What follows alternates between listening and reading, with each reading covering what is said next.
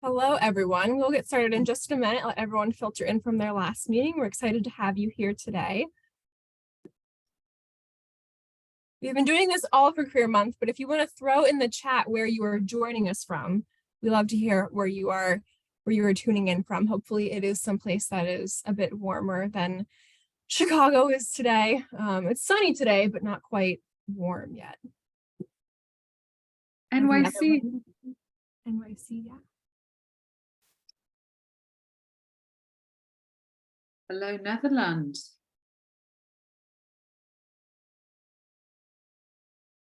I'm actually going to be in New York. I live in London normally, but I'm going to be in New York for 3 months, starting from February. So basically, oh, hey, Gladys. So basically, New Yorkers, get prepared. This is coming for you. Oh, I love it. Oh, that's amazing. Sunny Chicago. Yes, you guys are. It is sunny. It doesn't feel sunny when you go out, but it certainly is sunny when you look outside. Nice break from all the gray. Okay, well, we are going to get started. Welcome, everyone. Welcome back to Career Month. We're so happy that you've joined us. You're joining us today during a session I'm particularly excited about called How to Thrive in the Digital Age.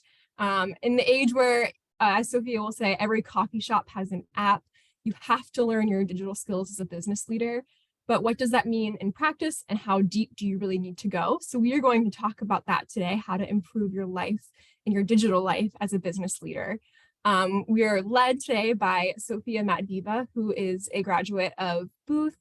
She's also the CEO and founder of Tech for Non-Techies, which is an educational and executive coaching company. Sophia has contributed to the Harvard Business Review, Financial Times, The Guardian, and Forbes on entrepreneurship and technology. And she hosts Tech for Non-Techies, which is a podcast that I really highly recommend if you are interested in all tech topics. She has guest lectured at University of Chicago, at London Business School, at Oxford University, and has led the Blackstone Techstars Accelerator at the University of Texas.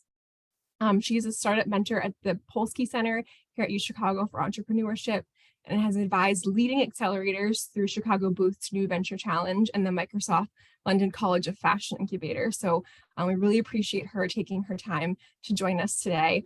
She's going to lead us. I'm not going to take much time away from you, but just to say that we are going to have some time for a Q&A at the end. So please make use of the Q&A function here on Zoom. We will get to those at the end. Sophia, thank you so much for joining us, and please take it away. Hello, what a wonderful introduction. I mean, I wrote it, but still. So I'm actually a repeat offender at the University of Chicago. I first went there as an exchange student at the college. And, you know, people said where fun comes to die, but I had a lot of fun, intellectually, obviously. And I loved it so much. I decided that I was going to come back, but I couldn't figure out what to do. And then I decided actually I need to make some money. So I thought business school would be the way to do it. So today I am going to teach you some stuff. And then at the end, you are going to ask me some questions and I'll do my best to answer them. And what is so thrilling is that on this session, I already see that we've got some of my current students. So students, I know who you are. I'm expecting some excellent questions from you, just to show everybody how it's done. Okay. All right, everybody. Can you all see my screen? I'll take it as a yes. Cool. So let me begin by telling you about this fabulous client of mine. So his name is Gustavo Juarez. And when I first met him, he had recently left, I don't know how to say this properly, ThyssenKrupp. I hope so. He recently left this industrials automotive company as a CFO in their Mexican division. And he was looking for his next challenge. And he wanted to continue in this kind of automotive industry. He knew that the car industry was being disrupted by Elon Musk before Elon got busy doing stupid things. He did do some remarkable things with Tesla, but Gustavo had no tech knowledge. But he knew this digital disruption was obviously a thing. So today, Gustavo, so Gustavo worked with me. He took my Digital Leaders program, but also he is himself a brilliant man. He is today the CFO of a luxury car brand. He's still living in Mexico. And you might know this luxury car brand. And he is a digital transformation leader, because in his job as a CFO, what he has to do, his main job is finance. But in an industry that is going through such rapid digital transformation, that has competitors like Tesla, you literally cannot be in the C-suite unless you actually understand what the techies, what the software people are talking about. So this is really the kind of success that I would want to have for you too. So this session is for business leaders, so people like Gustavo, so people who are in the C-suite or aiming to be in the C-suite, because we're University of Chicago grads. Our ambition is endless, as are our fees. Also professional services leaders and people who are thinking, okay, 2023 is the time when I really want to transform my career. So this is definitely for you.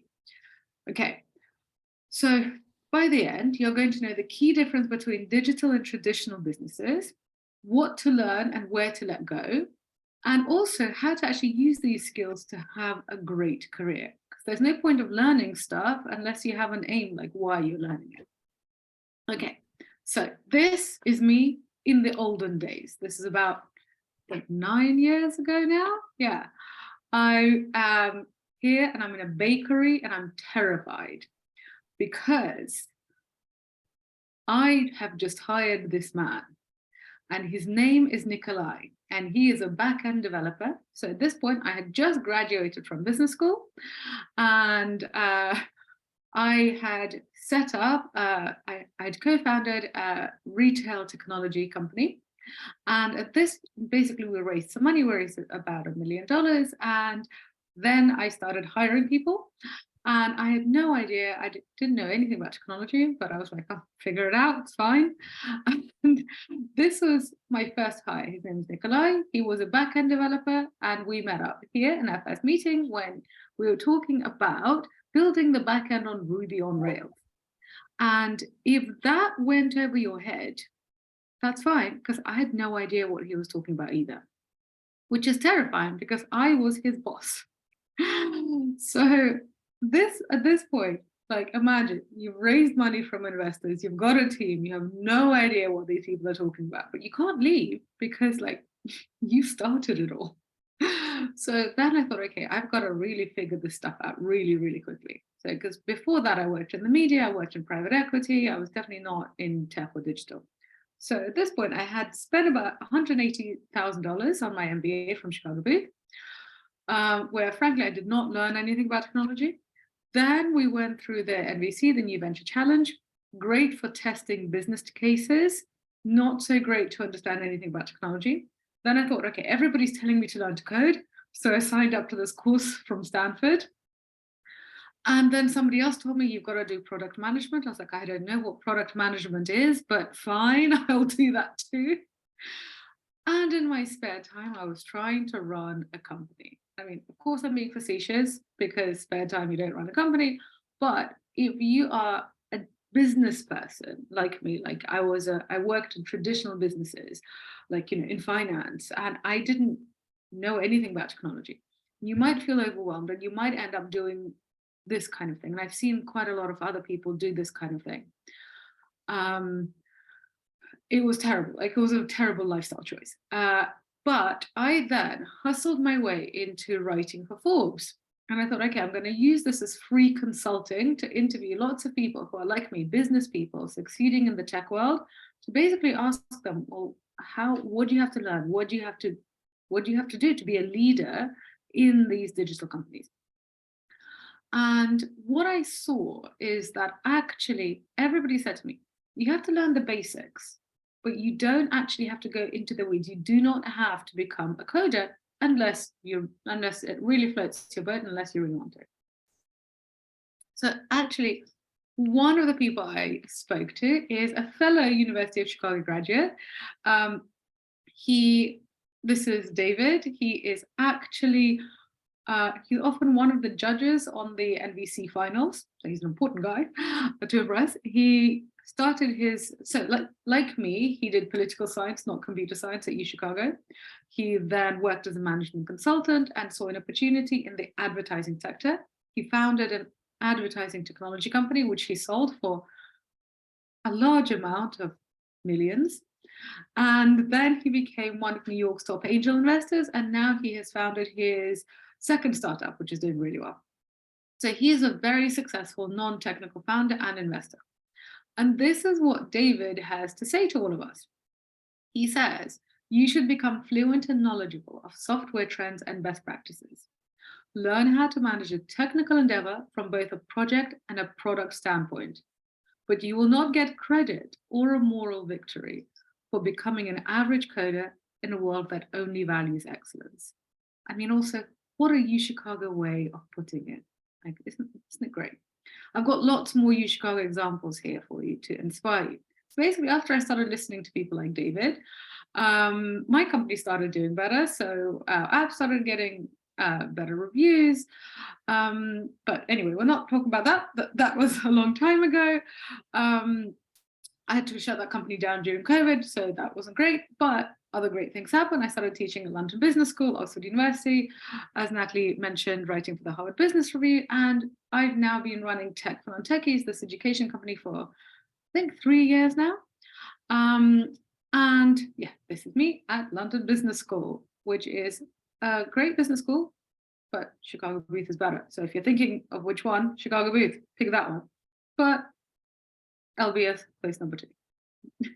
Okay, so you are here because you are incredibly resourceful. You have somehow found this webinar, you signed up, and you actually also turned up. So clearly you're willing to work hard. I'm assuming that most of you don't have a tech background, and I'm also assuming that you might be confused by what to learn, and that's why you are possibly going to make that mistake that I made, which is I am going to learn everything and do everything, and it's impossible. Okay, so I calculated that I spent about $300,000 like on the conferences and the courses and everything that I was doing to kind of try to learn all these digital skills. And that was the hard way. Who wants things the easy way? I'm assuming you do. So let's do things the easy way. So essentially, there are 3 components to thriving in the digital age. I'm going to go through them all, but if you want to know more, obviously listen to the Tech for Non-Techies podcast, but also then I'll tell you how we could work together if you want to. So you've probably heard the phrase digital mindset, but what on earth does that mean? Like, do you meditate and get a digital mindset? What is it? So I will show you what that means. So first of all, tell me in the chat, how many of you are wondering whether you need to learn to code? Like, do you need to learn to code? Are you thinking of taking a Python course? Do you want to do a data science course? Is that what's on your mind? Let me know in the minutes. Okay. Can I open the chat? Awesome. So some yes, some no. This is interesting. Google Analytics. I hope not. Okay, this is interesting. Okay. No, with a big exclamation mark. I'm loving this. This is great. You guys are awesome. Go Maroons. Okay, how do I get rid of? So sorry. There we go. Okay. So diverse opinions here. Yes, no, hell no. So basically, if you want to, go for it. Like, some people get genuine pleasure out of it. I know people who work as coders and then come home and have hobby projects coding other stuff. Like, if that's you, fantastic. If that's not you, you don't have to do it. If you don't enjoy it, you don't have to do it. Instead, you have to co-create. So when I took that Stanford 101 course, a Stanford Computer Science 101 course, I spent 3 hours turning a little blue square into a little black square. Now, when you are the CEO of a company, that is not a good use of your time. And generally, like when you've got responsibilities, like when you're adulting, like this is not a good use of your time. You're not going to get good ROI, return on investment, for your time here. So what you want to do is you don't need to build the products with your bare hands. You need to know the concept and you need to co-create. And to co-create, these are the people you're co-creating with: designers, developers, analysts, and data scientists. Those are the people you're co-creating with. Learning to co-create and work in a team with them, when you know what these people are talking about, that is the digital mindset. It is not doing the designer's job, the developer's job, the analyst's job, and the data scientist's job. That is impossible. Like no sane person or no insane person can sustain 4 careers at the same time. So if you don't believe me, listen to this beautiful and incredibly smart, and I believe very rich woman. So her name is Jennifer Byrne. She used to be the Chief Technology Officer of Microsoft in the US. And she came to Tech for Non-Techies. She came to speak to our community. And you can hear our conversation actually on the Tech for Non-Techies podcast. What she talked about is that when she got promoted to the CTO role, she panicked because she thought, I don't know about all of the tech products that Microsoft makes. How can I possibly oversee them? How can I possibly be the Chief Technology Officer if I don't know everything that Microsoft does? And literally the people at Microsoft, I don't think it was Bill Gates, but maybe she didn't say it was. But essentially her mentors and her boss at Microsoft says, listen, Jennifer, nobody knows everything. It is impossible to know everything. Microsoft's suite of products is too big. No single engineer can possibly know everything. So I just want you to know that if the CTO of Microsoft US does not know everything about tech, you don't have to. It's fine. Just remember what Jennifer says. She says, remember that technology serves a business need. So if you understand what you are building something for, you can learn to ask the right questions. So speaking of Bill says that information technology and business are becoming inextricably interwoven. I don't think anybody can talk meaningfully about one without talking about the other. And note here that he says talking. He doesn't say, okay, everybody has to essentially become like me. Although, wouldn't that be great? So I want to know, has this happened to any of you, this situation? It has happened to me, I confess, when you're like, I'm just gonna watch half an episode, and then 5 hours later, you're surrounded by cookie crumbs and shame. And I know I'm giving you a window into my life. So I'm going to show you why this happens. And I'm also going to introduce you to another University of Chicago graduate that is partially responsible for this happening. Then you can all write him angry letters. Okay, so this gentleman is called David Wells. He also came to speak to our community, and you can hear excerpts of our conversation on the Tech and Techies podcast. David Wells got his MBA from Chicago Booth, and until fairly recently, he was the Chief Financial Officer of Netflix. And when I met him, I said to him, David, what did you have to know about technology to work in a company that is, a tech company like Netflix? Because your job is to be a CFO. Like, remember, I mentioned Gustavo, who's now BMW. So how do you have to do the CFO and you have to do the business, the finance bit, but also you're in a tech company. How does that work? What do you have to learn?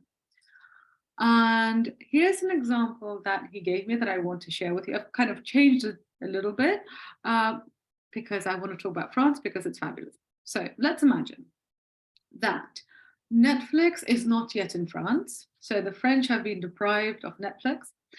And let's imagine that the C-suite of Netflix gets together and they are plotting their entry into France. So we have the CEO Reed Hastings, David Wells, the Chief Technology Officer, and then the Chief Marketing Officer, Chief Content Officer, Chief Financial Officer. They are discussing how are we going to enter France and make it into a super mega success where every French person is glued to us, just like they are everywhere else.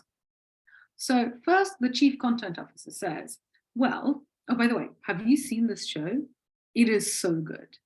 It's so good. So the Chief Content Officer says, well, in order for us to have a really great launch in France, we need to hire these stars. And I heard that there's this great production studio working this fantastic script. We've got to work. We've got to buy the show and hire these actors. Okay, fine. Then the Chief Marketing Officer gets really excited. They're like, oh my God, if we're going to have like Juliette Binoche, we're going to have all these amazing French actors, we are going to do this PR campaign, we're going to do this advertising campaign, we're going to have billboards everywhere, it's going to be fantastic. Okay. Then the Chief Technology Officer says, right, okay, so we're going to have all of this new content with Juliette Binoche and Paul My Agent and all of these fabulous French people being glamorous on screen. And then we're also going to have all of these new users that you're bringing in via advertising. So lots of content plus lots of users means lots of data. We're going to have to store a lot of data. We are going to get a lot of new customers, which means we're going to have a lot of credit card numbers.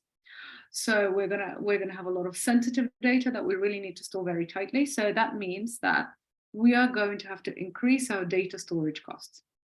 So Netflix actually rents their data storage from Amazon. And so essentially the CTO is like, we need to get more storage space, data storage space, basically servers from Amazon.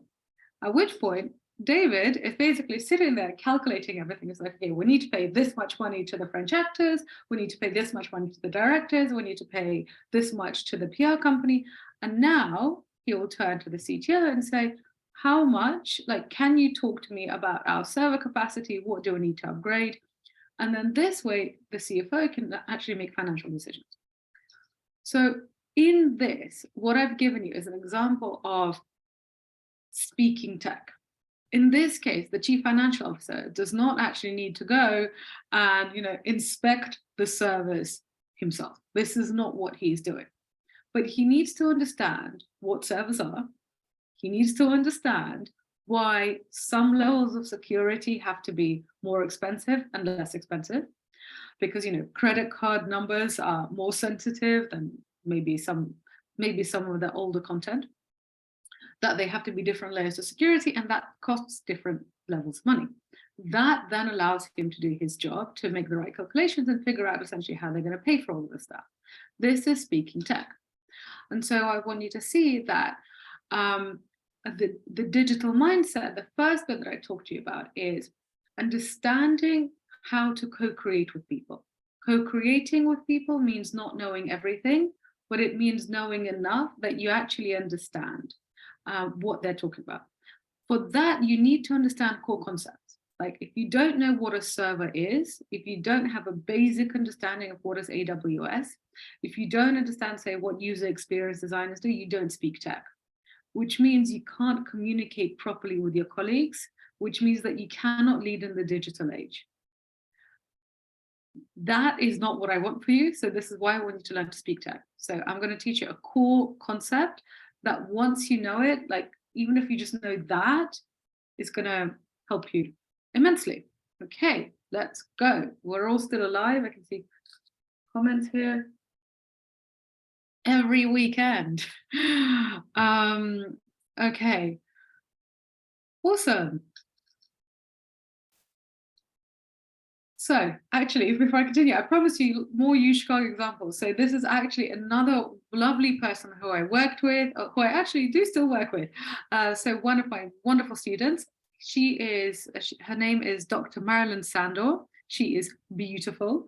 She's a University of Chicago graduate, and she is also a dentist and a businesswoman. So she runs her own clinic. So during COVID, obviously seeing patients for such close contact when you're literally looking in their mouth, it was tricky, right, during social distancing. And what Marilyn said was that, okay, I don't I need to work out a way to be able to see patients through technology. And if it's a real emergency, then maybe we can do something in person. But actually, a lot of it she could do via telemedicine. So she took my Tech for Non-Technical Founders course, and also she used her ingenuity and her experience to launch her own app. It's called Good Checkup. You can actually download it in the US. And so she first created her own app to just work with her patients. So she was the dentist. She gave it to her patients. Her patients loved it. And she found it so easy. And also she was essentially making more money because she could work at times when otherwise she wasn't able to. And now it's scaling to other dental clinics. So if you've got your favorite dentist, or if you've got some dentist friends, tell them about Marilyn's app. So this is Good Checkup. I literally took the screenshot today. I'm so proud of her. So she is somebody who doesn't have a background in software. This is not what her specialty is. Her specialty is she knows what dentists need because she's a dentist. She also knows what patients need because she's been seeing patients for a couple of decades. And she's also clearly a successful businesswoman. So she understands the business side of things. What she needed to do was she needed to hire the right people, set the right tasks, and also make sure that she understands what is a back end, how is that different from a front end? Why is building a back end more expensive than building a front end? This is what speaking tech means. This is what you need as a digital leader. This is what Marilyn had to do. This is what Gustavo had to do at BMW. This is what David Wells had to do at Netflix. Okay, so I promised you a cool lesson. Basically, very simply, before the digital age, before digital products were invented, all traditionally made products, like, I don't know, this hairbrush, this glass, this pen, they're all made in a linear way. Digital products are made in a circular way. I will show you what that means. Okay, so let's stick to our French theme because it's glamorous. So let's imagine that you work at a French car manufacturer. So let's say you work at Renault and you're pretty important. So the CEO knows you and the CEO says to you, hi, I would like you. So I'm gonna pick up, I'm just gonna, hello, Andrew, or hello, Jim, the CEO of Renault would say to you. And they would say, okay, you are now responsible for creating the new model of car that is going to be our new bestseller. So off you go. Here's your responsibility. And if you do it well, you're going to have this massive bonus. You're going to oversee a division. All sorts of good things are going to happen. So what do? You will do some research and you'll think, okay, which target market is going to be the best market for a car? So you do some research, get some ideas. Then you realize that, okay, the target market is going to be women. You decide that you're going to target urban women who are 25 to 45 because those women tend to have more and more money as time goes on, because those women are putting off having children, they're getting married later, they're working for longer, so that is a section of the population that has more and more disposable income. So you're like, yeah, I'm going to make a car for those people. Then you go to designers and you say, designer, I need you to make a car for urban city women who are working in offices and going on day trips with their girlfriends. So the designer is going to make this car. Then you'll have some kind of focus group where these beautiful women are going to look at your car, get some feedback.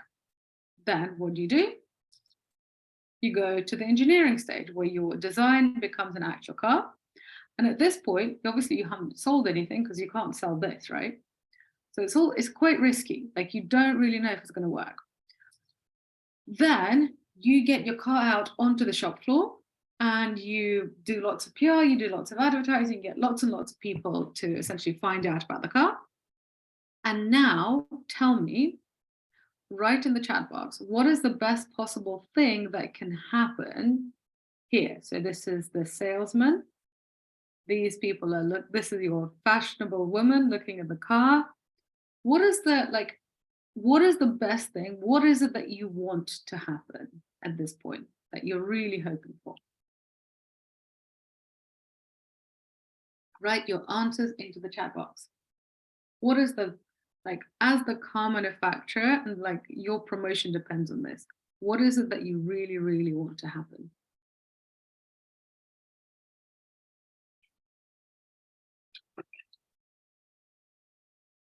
Okay, I'm seeing some answers. Amit, wonderful to see you. Another one of my fabulous students. Adoption.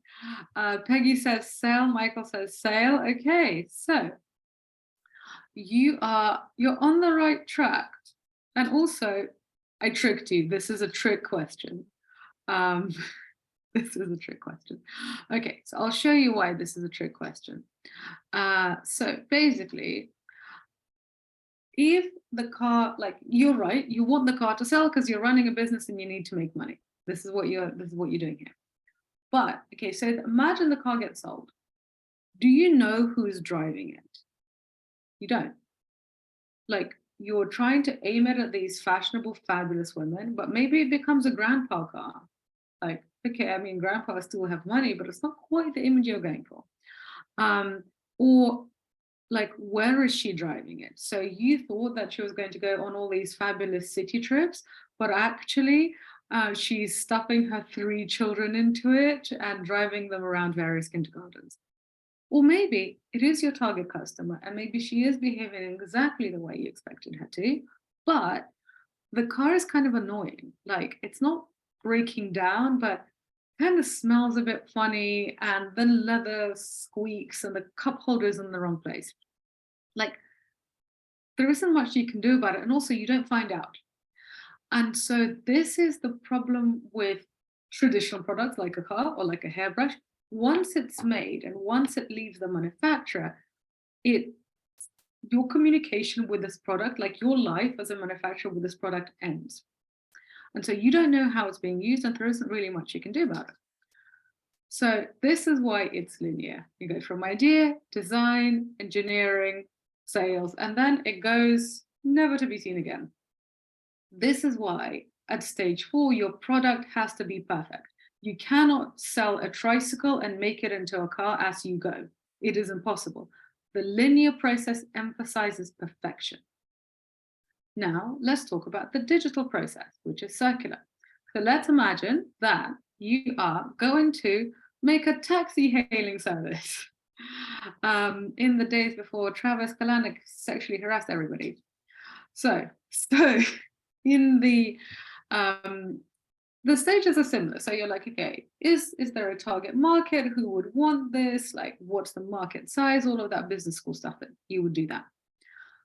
Then you realize that actually there is a target market. You're going to essentially target, I think he was targeting VCs in Silicon Valley.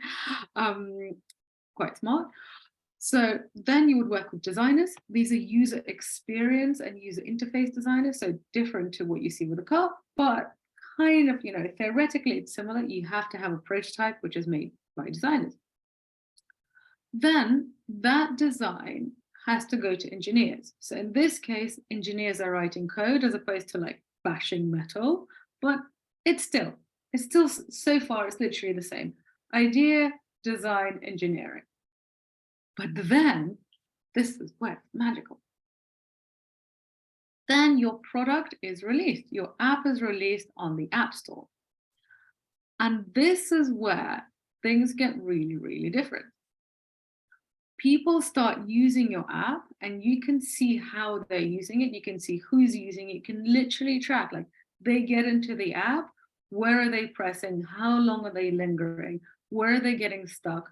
From that, you can see what do people really like, what do people dislike, and based on people's behavior, you can literally change the app as you go. So you know how the apps on your phone change without you doing anything? Like the design changes, and sometimes it's super annoying, sometimes it's fabulous.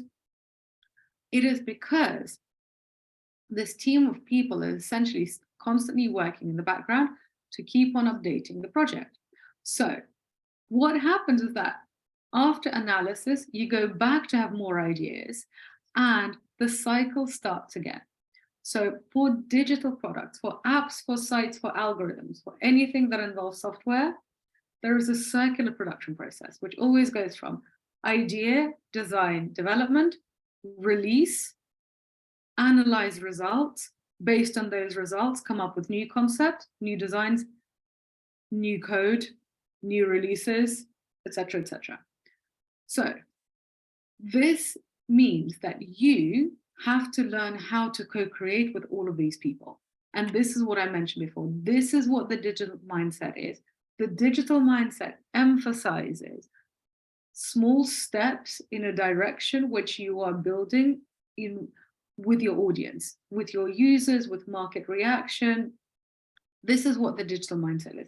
The digital mindset doesn't emphasize perfection because no app, no algorithm is ever complete. It is fundamentally, and like, it is impossible to complete. It is always, always changing. So this is why linear products have to emphasize perfection, because once a car is sold, it has to be perfect. Whereas if it is a ride-hailing app, it's not going to be perfect, and then you can just adjust it in the next release. It's fine. So this is another one of my students. So I want to show you some case studies of essentially what people did with this knowledge and how they changed their careers. So far, I've showed you a CFO in a luxury car business. I've also shown you somebody who owns a dental practice who's launched a telehealth app, which, you know, great for dental practice, but also essentially scales her, and I think can potentially make her a lot more money. And this is Jason, one of my students from London Business School, who used this knowledge to transform his career. So he worked at EY in tax accounting, and he wanted to join the tech boom. He didn't really have much knowledge of tech before London Business School. So he took one of my courses, and he also networked. He worked really, really hard. And he did the right internships, like he did all the right things. And he is now a venture capitalist investing in tech. And this is kind of similar to Gustavo because, you know, he is a businessman, he is a finance person, but he needs to understand what the founders are talking about in order for him to evaluate risk properly. Okay, so what would knowing how to speak tech do for you? What would you like? What outcome would you like? Would you like Jason's outcome, but to transform your career into venture capital? Would you like Marilyn's outcome, which is taking your current business and essentially taking it to a whole new level, you know, making a dental practice infinitely scalable? Or is it like Gustavo's example, which is basically taking your fantastic corporate career and adding this new digital skill set? So essentially, you can really go for it and actually reach the C-suite in a very impressive company. What would it do for you? Or is it something else? Tell me. Okay. So what I want you to remember is that you are an investor because money renews. You're a Chicago grad, you can always get more money. That's fine. I'm not worried about that. Time does not. So when I spent 3 hours coding a little blue square into a little black square, I was not aware of this. I was not thinking that time is running out. So just ask yourself, am I investing my time wisely? I would argue that for me, that computer science course was not spending my time wisely. Okay. So I promised you 3 components. So far we've covered digital mindset. So get a digital mindset, which means learn something, don't learn everything because that's impossible. Speak tech means that basically gives you the core of what to learn. And the third point is something demonstrated by Juan Pablo Rigador, who is another U Chicago graduate. So as a good University of Chicago graduate, he became a chief economist, because this is what we do, in a bank in Mexico. And then he decided that actually he wanted to leave banking and finance. He didn't want to be an economist anymore. He wanted to do something else. And he then essentially learned a lot of data science courses. He took one of my courses. He really did quite a lot of work in order to update his knowledge of technology. But the thing is, even though he actually was really, really adept, like he really learned the core concepts of data science, he learned how to speak tech, he learned all these concepts like what's an API, he did all of this, but people didn't really know that he did it. And so what happened is that people didn't see him as a digital leader, but people still kept on referring to him as Juan Pablo the economist, which really annoyed him because he was like, but I've got this whole new skill set now, like stop ignoring it. So when we had this discussion and he was getting really, really frustrated about it, I said that actually what the third component is that you have to tell people about your newfound skill set, because unless you tell people, it might as well have not happened. So essentially what he started doing is he started writing a newsletter, and he was using data science to predict movements in markets and in shipping.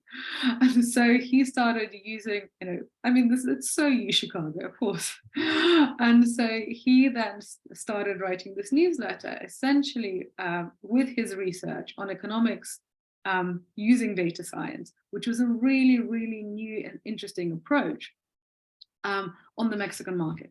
This newsletter started getting read. He started becoming a recognized leader who understands economics and data science. And he also then, he started speaking on a lot of events. And he is now a mentor at the Polski Center of Innovation, where I'm a mentor too. So what I want you to see from this is that he, not only do you have to actually learn the core concepts, which I can certainly teach you to do, but if you learn all of this stuff and then you don't make an effort to update your professional image, nothing good will happen. So he is now the head of innovation at a tech company in Mexico, and he is also co-founder of Tech Startup. So his transformation did happen, and I want you to just, this is a philosophical question. Think about this: if a tree falls and nobody hears it, has the tree fallen?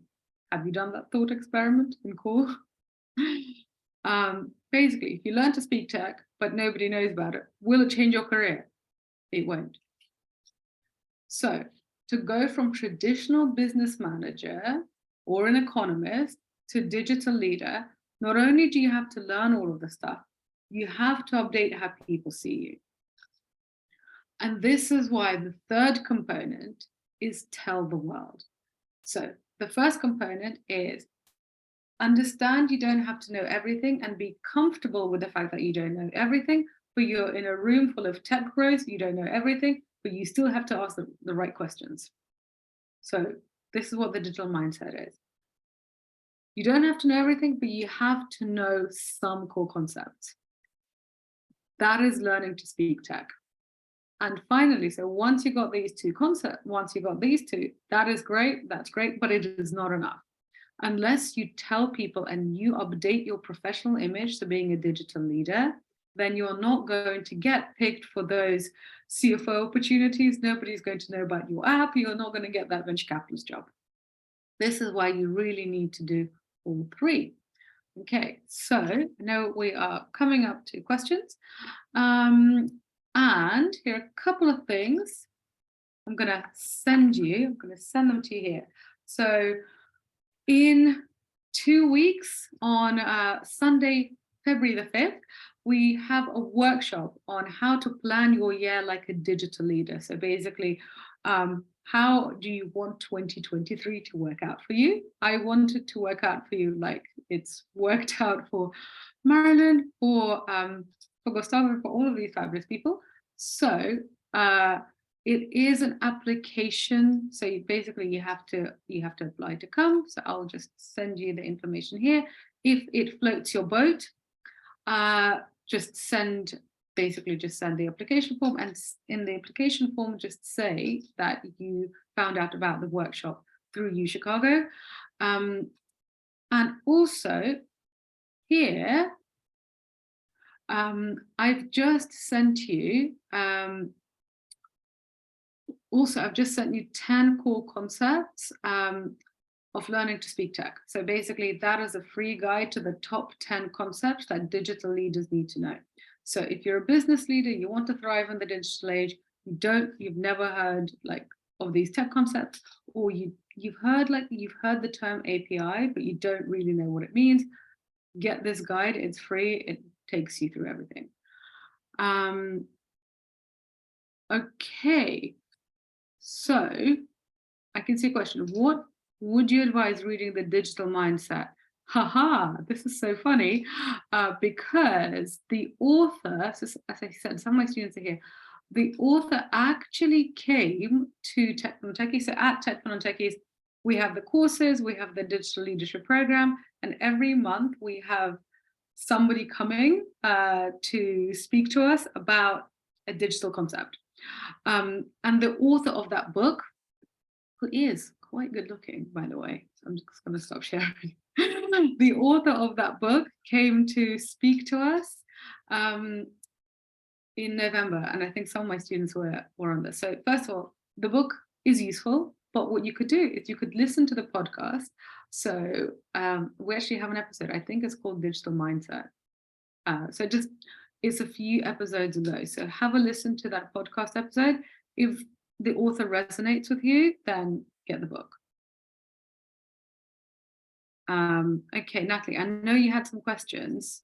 Yes, yeah, and please, everyone, I have a few that came in beforehand, but please make use of the Q&A or the chat, and we'll get to them.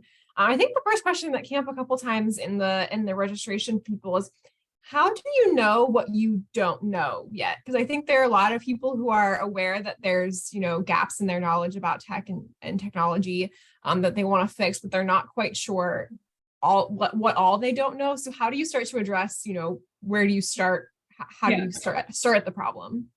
So basically, I had exactly the same problem. Like, remember, I showed you that picture of me and Nikolai in the bakery, and I was just freaking out. So first of all, you don't know a lot, and that's fine. But Jennifer Byrne, the CTO of Microsoft US, also didn't know everything. So first of all, you have to be at peace with this. And I find that's that mindset hurdle of becoming at peace with the fact that there is a lot of stuff that you don't know. It's actually fine. That I find for people who are maybe working in finance, in banking, I don't know, economics, law, where we are expected to know everything, it's a very uncomfortable transition. But you just have to understand, you are now, this is what the digital age is. It means that you are working with people who are doing things that you don't understand, and you will never fully grasp it. That is it. But the best way for you to understand holistically, you need to understand the whole picture. You don't need to go into the weeds. To understand the whole picture, the best thing to do is to understand, how does a product go from idea to scale? So for example, so I teach two courses, Tech for Non-Technical Founders and How to Speak Tech for Leaders. They're very similar, just one is more with a corporate leadership angle, the other one is with an entrepreneurship angle. In both of them, we go through, okay, how do you go from there is an idea to how does that product then get made? Who has to be involved? Who has to be hired? How do you speak to those people? Then how do you launch that product? And then how do you keep on improving it and scaling it and making it bigger? Now, I'm not doing this because I expect everybody to do what Marilyn did and to essentially launch their own product. I'm not expecting everybody to do that. I don't think that is necessary or realistic. But if you understand the production process, if you literally understand the flow, then you will understand who needs to get involved at which stage and what do they do. That way, you are not going to make the very expensive mistake of, say, hiring developers before you hire designers. Because if you don't hire designers and you just go straight to developers, it's going to make no sense. Some developers will just be honest and they'll say, look, you've got no designs, I can't work with you. Some unscrupulous developers that maybe you're finding on Upwork are just going to take your money and deliver nonsense. This is why, in order for you to just get a holistic picture, understand how something goes from not existing to existing. Understand that value chain. That really helps. Anything else? Yeah, amazing. I think another one that came in beforehand, and I really loved your example of Netflix in France and how kind of everyone's voice had a part, and you have to understand how, if you're the chief marketing officer, why technology plays a part, a CFO, why technology plays a part. But how do you, if maybe you're in one of these positions, but the rest of your team isn't on the same page, right? They're not quite understanding why you as a CFO need to understand the tech world. How do you start to talk to them about these concepts and convince them that understanding technology is more than just the role of the technology team at your company? So this is a really good question, and actually, I recently had to deal with this, because what I'm finding is that there is basically a gap between, I'm assuming, the people who are on this webinar, who are the super ambitious, like you're finding free webinars, you're turning up, you're doing all this stuff, but you are not like everybody else in your organization, because you are like the upper echelons of ambition and hard work, and a lot of people just like coasting. So what do you do with those people? Well, so one of the ways that I like to explain things is that this is where the world is going. So essentially, this is where the money is. So literally just show to people that, like, if you want to make more money, if you want to have a lucrative and long-term career, understanding how this stuff works is just literacy. It's like, okay, I did an MBA. There were some bits of my MBA that I really, really thoroughly disliked, like accounting. Oh my God, that was hell. Financial accounting, terrible. But I knew that, like, I was not going to get my fancy Chicago booth MBA that was going to impress everybody unless I somehow like struggled through financial accounting. Did I particularly enjoy it? No. But like, did I enjoy the outcome? Yes.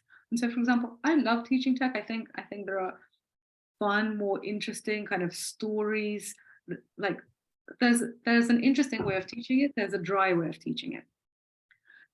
If you are working with people who really, really don't want to learn, try to teach them via stories, kind of what I did with you today. Don't send them on Python courses, because like they will want to poke their eyes out. But in order to get them to turn up to a class in the first place, just basically show to them that this is where the money is, because digital transformation, it is not going to stop. Every single company that wants to have any kind of future is investing millions and millions and millions of dollars into it. So if you want to have any meaningful career, this is what you have to do. Amazing. And I think in a lot of our examples, you talked about people who maybe are in these positions to make a change. They are the CFOs, or they are, spearheading their own efforts. But what advice do you have for those that are on the call that are maybe in those like middle management positions, that they're not quite in the place where they can, lead the charge themselves, but they A, want to have some say, but B, kind of want to start to impress their higher ups and prove to them that, they know what they're talking about, and there's some leadership skills there for them to develop. What advice do you have for those people? Awesome. So first of all, well done you. I totally get you. So what I would say to you is that, first of all, innovation is the core skill set that companies now looking for, because the world is changing so quickly. I mean, 4 years ago, who would have thought of the plague, war? But here we are. So innovation is a core skill set. And essentially what I've just told you are core concepts of digital innovation. So what you would want to do is, if there are projects, especially cross-team, cross-functional projects on innovation that you can get involved in, then absolutely do that. If there aren't, then see if there is something that you can organize yourself. So for example, what I've seen work is literally people just getting together with their colleagues from the innovation department, or getting together, or literally just contacting their colleagues who are working on product or colleagues who are working on the tech side to literally just say, okay, can we have lunch? Can we have an ideas exchange where we tell you what we're working on, you tell us what you're working on. And so I've literally seen people who are in middle management, people from the business side, just reaching out to people on the tech side and arranging kind of casual lunches. From this, you will actually build your network across the organization. You will teach them something because very ambitious tech people don't understand enough about business.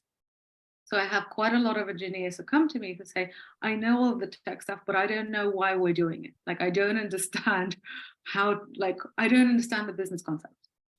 So if you offer them that, then you can kind of have like a language exchange. And with this, you can then go to your bosses and you can say, well, we've essentially set up this like cross-cultural exchange program. This is what we're seeing. Then you can do so much with that. Then you can become a recognized expert within your own organization, within the company, as somebody who knows how to build relationships, but also who understands what the problems are on the tech side and on the business side. And that's a really, really unique position to be in. Amazing. And I think one final question that came in, that with, the topic of learning all of this, it can be kind of daunting to tackle it all at once.